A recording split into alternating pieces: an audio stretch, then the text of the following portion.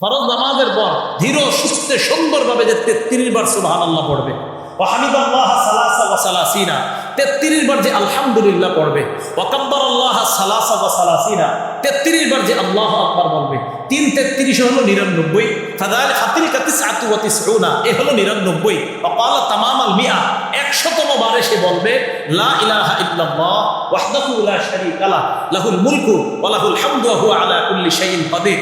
এই আমলটা যে করতে পারবে, নবীজি বলেন গুফিরাত খাতায়াহু ওয়া ইন কানাত মিসলা জাবাদিল বাহরি, সমুদ্রের ফেনা পরিমাণ গুনাহ আল্লাহ মাফ করে দেন। না আপনি এইভাবে করেন, এইভাবে কি হবে? এখন থেকে কিভাবে বলবেন? সুবহানাল্লাহ সুবহানাল্লাহ। ভাই আমরা আস্তে ধীরে পড়বো তো ইনশাআল্লাহ।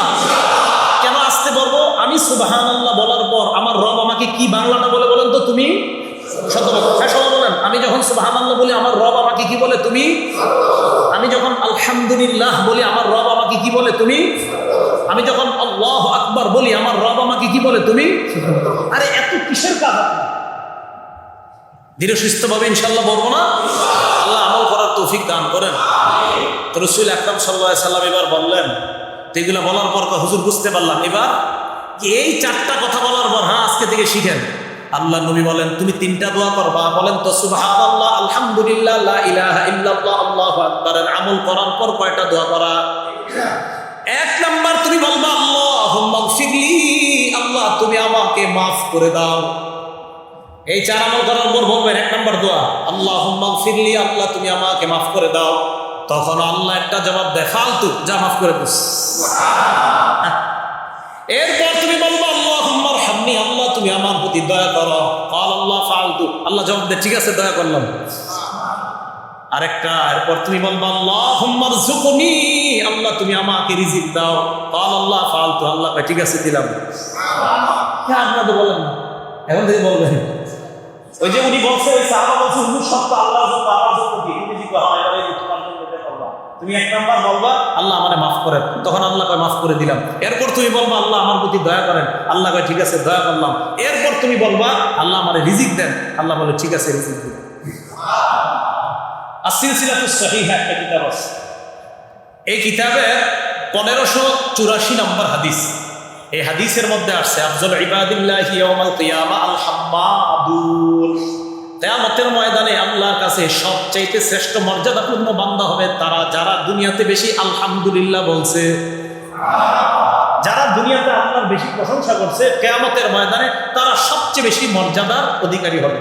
কিয়ামতের ময়দানে তারা সবচেয়ে বেশি মর্যাদার অধিকারী হবে। তিরমিজি শরীফের 3383 নম্বর হাদিস, রাসূল আকরাম সাল্লাল্লাহু আলাইহি সাল্লাম বলেন আফজালুজ যিকরি লা ইলাহা ইল্লাল্লাহ, শ্রেষ্ঠ জিকির হলো লা ইলাহা ইল্লাল্লাহ। ওয়া আফজালুদ দুআ আলহামদুলিল্লাহ, সবচেয়ে শ্রেষ্ঠ দোয়া হলো আলহামদুলিল্লাহ। শ্রেষ্ঠ দোয়া কি? আলহামদুলিল্লাহ।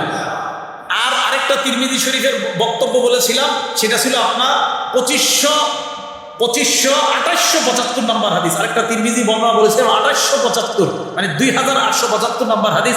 ওটা তো হলো ওই যে নবীজি সাল্লাল্লাহু আলাইহি সাল্লাম বলছেন তাওরাত ইনজিল জাবুরের মধ্যে এমন সূরা, এটার মতো মর্যাদাপূর্ণ সূরা নাই, যে সূরাটা হলো সূরাতুল ফাতিহা। তাহলে সূরা ফাতিহার শুরু কি? আলহামদুলিল্লাহ। এখন থেকে আল্লাহর প্রশংসাটা মন থেকে করব, দিল থেকে করব। আল্লাহ মন থেকে দিল থেকে যেন এই আমলটা করতে পারি, আল্লাহ তৌফিক দান করেন। তাহলে করবো তো ইনশাআল্লাহ।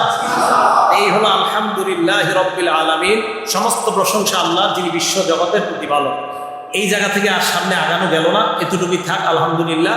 এবার নারীদের উদ্দেশ্যে কয়েকটা কথা বলতে হবে, জোর দিয়ে বলছে নারীদের জন্য কিছু কথা বলার জন্য, কয়েকজনই বলছে। ফরজ নামাজের পর কিছু আমল আছে, আমলগুলো আপনারা করেননি। আমি একটা আমল বলি, এটা কারা কারা করেন দেখি। আমি ওলামায়ে কেরাম ছাড়া অন্য কারা করেন একটু বলবেন। আল্লাহুম্মা আইন্নি আলা যিকরিকা ওয়া শুকরিকা ওয়া হুসনি ইবাদাতিক। আলেম ছাড়া অন্য কারা আছেন যে আমলটা করেন? আপনি আলেম না? ছাত্র হইলো হাত তুললেন না, মাদ্রাসা ছাত্র হইলো হাত তুললেন না। মাশাআল্লাহ। গার্মেন্টস কাফেলা, হ্যাঁ দেখি কয়জন? 7-8 জন। হুজুর এত কম হইলে তো হলো না, আর বেশি হইতে। এই হাদিসটা আগে বলি, বলার পরে এর গুরুত্ব বুঝবেন। নবীজির একজন সাহাবা নাম মুআজ, বলেন কি নাম? আমার দিকে তাকান সবাই। আমি আপনাকে ভালোবাসি, আমি আপনাকে ভালোবাসি। কথাটা খুব দামি না? একজন সাহাবা নবীকে বলছেন আমি আপনাকে ভালোবাসি, এটা তো স্বাভাবিক বলতেই পারে, কারণ সাহাবারা তো নবীকে ভালোবাসি।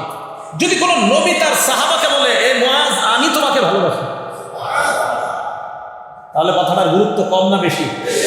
তিরমিজি শরীফের 3575 নম্বর হাদিস, 3575 নম্বর হাদিস, মুআজ রাদিয়াল্লাহু তাআলা আনহু নবীজি বলেন, মুআজ ওয়াল্লাহি ইন্নী লা উহিব্বুকা, হে মুআজ আল্লাহর কসম আমি তোমাকে ভালোবাসি। একবার আবার বললেন ওয়াল্লাহি ইন্নী লা উহিব্বুকা, মুআজ আল্লাহর কসম আমি তোমাকে ভালোবাসি। মুআজ তোমাকে ভালোবাসি বলেই একটা আমল তোমাকে শিখাইতে চাই, যে আমলটা তুমি পশ্চিম কালেও ফরজ নামাজের পরে ছাড়বা না। আবার বলছে নবীজি ভালোবাসি, এই ভালোবাসার দাবি নিয়ে একটা আমল শিখাইলেন আর বললেন তুমি এটা কখনো ছাড়বা না ফরজ নামাজের পর। হযরত মুআজ তো অবাক, হুজুর কি আমল? নবীজি বললেন লা তাদআন্না ফি দুরি কুল্লি সালাতিন আন তাকুলা আল্লাহুম্মা আইন্নি আলা যিকরিকা ওয়া শুকরিকা ওয়া হুসনি ইবাদাতিক। ফরজ নামাজের পর তুমি এই দোয়াটা পড়তে কখনো ভুলবা না, হে আল্লাহ আপনি আমাকে সাহায্য করেন যেন আপনার জিকির করতে পারি, ওয়া শুকরিকা যেন আপনার শুকরিয়া আদায় করতে পারি, ওয়া হুসনি ইবাদাতিক যেন আপনার সুন্দর ইবাদতগুলো আমি সুন্দরভাবে আদায় করতে পারি। আল্লাহ আপনি আমাকে সাহায্য করেন। নবী তার সাহাবাকে বললেন লা তাদআন্না, তুমি কখনোই আমলটা ছাড়বা না। আপনারা মাত্র 7 জন করছেন। আল্লাহুম্মা আইন্নি আলা যিকরিকা ওয়া শুকরিকা ওয়া হুসনি ইবাদাতিক। আল্লাহ আমাদের সকলকে আমল করার তৌফিক দান করেন। মা বোনরা মন দিয়ে শুনেন কিছু কথা, একদম সংক্ষেপে বলবো। নারী আর পুরুষ দুইজন মিলে তাদের বৈবাহিক একটা সম্পর্ক হওয়ার পর তাদের নাম হয় স্বামী স্ত্রী। কি হয় নামটা? বর্তমানে ইলেকট্রনিক মিডিয়া, সেই মিডিয়ার মধ্যে একটা মিডিয়া বা মাধ্যম বা যোগাযোগ ব্যবস্থা, যোগাযোগ মাধ্যম বা ডিভাইসের নাম হলো মোবাইল। এই মোবাইলের কারণে স্বামী অন্য কারো প্রতি আসক্ত হয়ে যায়, স্ত্রী অন্য কারো প্রতি আসক্ত হয়ে যায়। এটার সহজ বাংলা পরকীয়া। এটার নাম কি? পরকীয়া। আচ্ছা, কোন পুরুষ তার স্ত্রী অর্থাৎ কোন নারীকে বিয়ে করার পর এই নারী ওই পুরুষের কাছে থাকার পরেও কিছু কর্ম করার কারণে এই নারীটা স্বামীর ঘরে থাক, বাবার বাড়িতে থাক, যার বাড়িতে থাক, এই নারী অভিশপ্ত হয়ে যাবে। কি হয়ে যাবে বলেন তো? অভিশপ্ত নারী হয়ে যাবে।